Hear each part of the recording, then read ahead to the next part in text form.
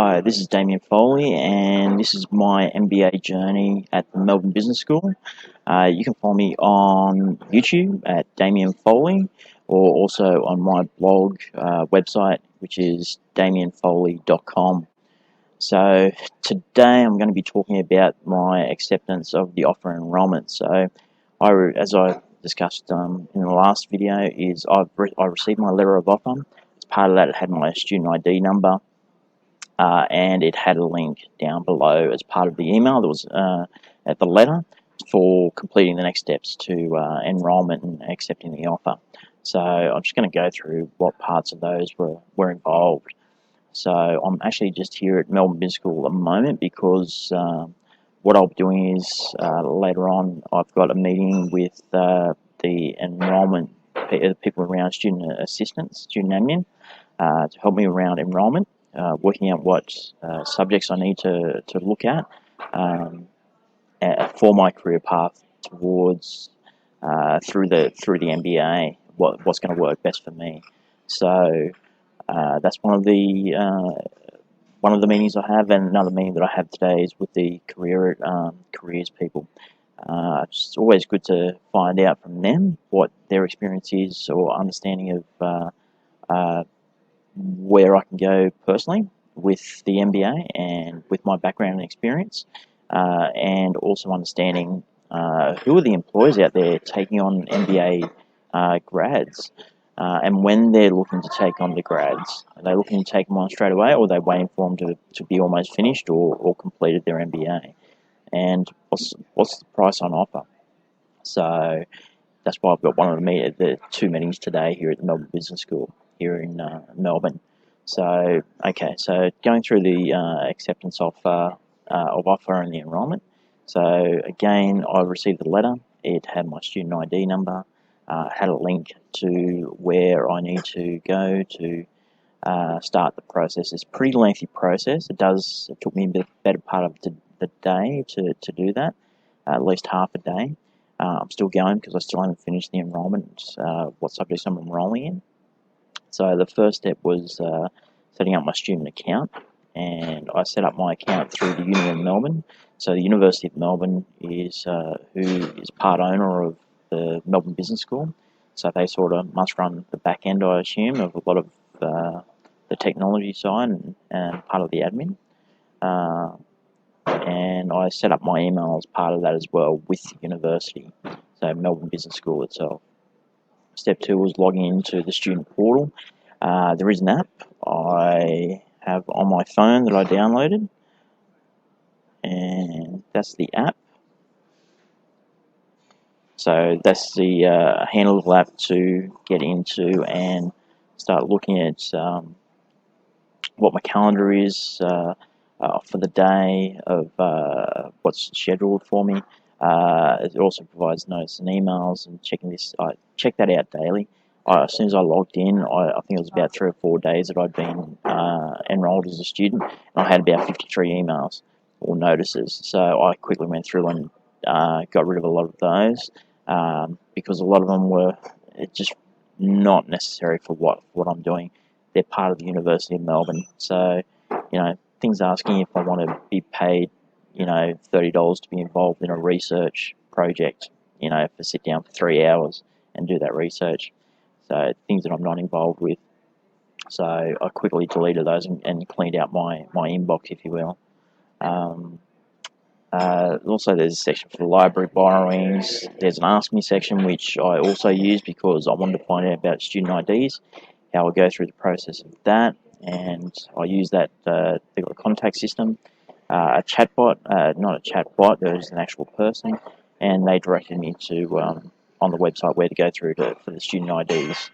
There's also a student admin side, so helping with scheduling and different things like that on the app as well. Part that I'm up to now is step 3, which is accepting the offer. So I've gone through it. So this is confirmation and of the that I'm accepting the offer, and that also any additional info that I actually need to provide, and part of the enrolment as well. So I need my student ID for that. They ask for my personal details, my contact details, including emergency contact details, I'll have to go through again and confirm citizenship and residency, so I needed my passport and my address now that I'm living here in Melbourne. The next part was around was cultural details. This includes your language that you use, the languages spoken, and also for Aboriginal and Torres Strait Islanders. This is the section where you identify that you're Aboriginal or Torres Strait Islander or both. So I obviously ticked that I was Aboriginal for that part. The next section is around disability details, previous education again, just to confirm that they already had the details in where I completed a commerce degree at University of Newcastle. I probably could have put in there in addition that I did do the MARA program. I have been told, and can't confirm, that there is extra credit given to completing the MARA program towards the MBA here at Melbourne Business School. But I thought, look, I'm just going to go through and do the complete MBA. Yes, it's an additional cost, but I want to get the full experience and just make sure I've covered off on everything. So, yes. Next part was Commonwealth Assistance. So this is around the HELP, the Higher Education Loan Program. So as part of that, I obviously needed my tax file number to complete that section and to be eligible. There's a whole criteria there to be eligible. I think there's also a criteria around how much you can actually borrow or loan from the program to cover the HELP. When I was back at uni 20 odd years ago at University of Newcastle, I know that they only covered up to a certain number of subjects. I think per the units or credit points based upon how many the subject required. So yes, check that out as far as whether you're eligible for that. If you're going to go for it, I am. So I've put in my details to apply for the Higher Educational Loan Program or HELP through the Commonwealth government through assistance, which again I have to pay back. It's a loan. I'll pay that every week out of or every fortnight out of my salary towards out of my pay pack. So, and then at the end of the financial year, when I do my tax return, they'll work out how much they'll actually take and how much they'll give back. So it's a good little useful program to use. The next part, which I'm up to, is around the enrolment. So I have to do the subject selection of what subjects I've got. At the moment, there are 4 subjects there. There's 2 half-credit subjects, which is social responsibility, and the other one is leadership. They're going to be held over, I think, 3 or 4 days successfully, sequentially. So I think social responsibilities for 3 or 4 days from Thursday to Sunday, Friday to Sunday, and then leadership might be Thursday to Saturday consecutively. So they're full days doing those. And then there's the other 2 subjects I have to choose from are data analysis and managing people.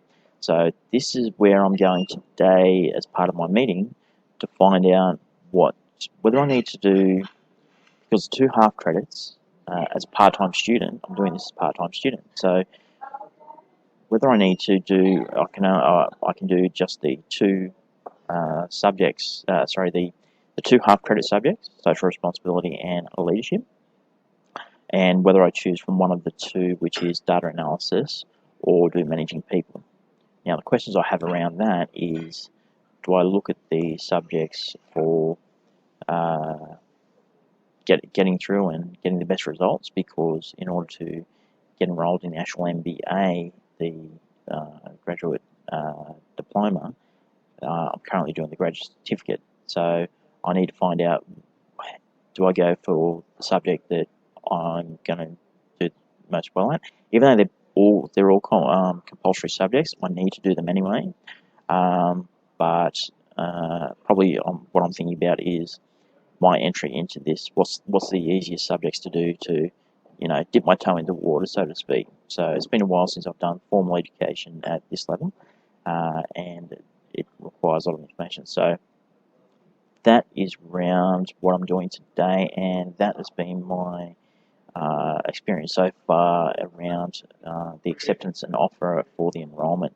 I've still yet to complete enrolment and go through it, but that's part of the conversations I have today as part of the meetings here at Melbourne Business School. So this is where I'm up to so far for my MBA journey at the Melbourne Business School. I will do another one after my meetings just to give a bit of information about how it went and what I got out of those meetings with both the assistance around the enrolment and also around careers as well. So I'm signing off. Don't forget, again, if you want to follow me for this, you can follow me on YouTube at Damien Foley, or you can check it out on my blog, damienfoley.com. So signing out, and I'll catch up with you later after I do these meetings here at Melbourne Business School. Thanks, bye.